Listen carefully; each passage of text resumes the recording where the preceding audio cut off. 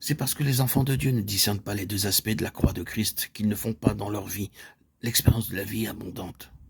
Le côté objectif de la croix, c'est l'œuvre accomplie par le Seigneur, par sa mort et sa résurrection, qui est la base de l'œuvre qu'accomplit le Saint-Esprit en nous.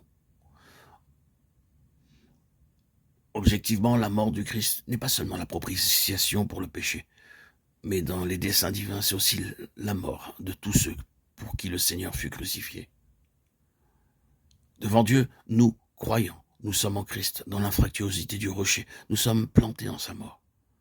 Le saint et le juste a été fait malédiction pour les maudits, afin que soit cloué au bois avec le substitut, avec l'agneau de Dieu, la vie maudite, héritée du premier Adam.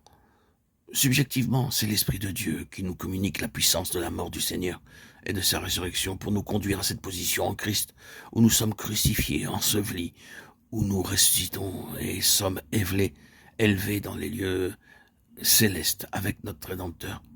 Les deux aspects de la croix, l'objectif et le subjectif, doivent être compris, vécus pour que pratiquement, expérimentalement, la vie jaillisse de la mort dans nos vies.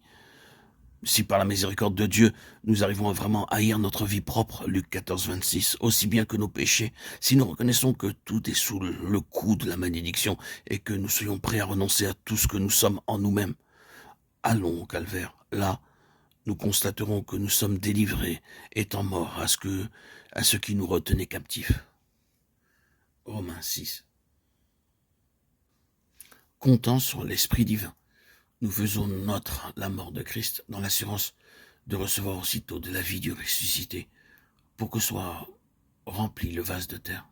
Dès lors, et par la foi, nous pouvons compter que le Saint-Esprit appliquera dans l'expérience notre décision de mourir avec Christ, et fera mourir toujours plus profondément les œuvres du corps, nous amenant à nous glorifier de la croix du Seigneur Jésus, par laquelle le monde est crucifié pour nous, et nous au monde.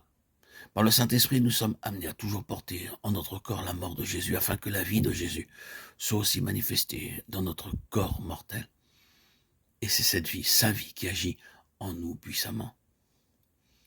Frères, ne soyez pas des enfants sous le rapport du jugement, mais pour la malice, soyez enfants, et à l'égard du jugement, soyez des hommes faits. 1 Corinthiens 14, 20. Dans l'œuvre de rénovation, la pensée doit être renouvelée aussi bien que le cœur.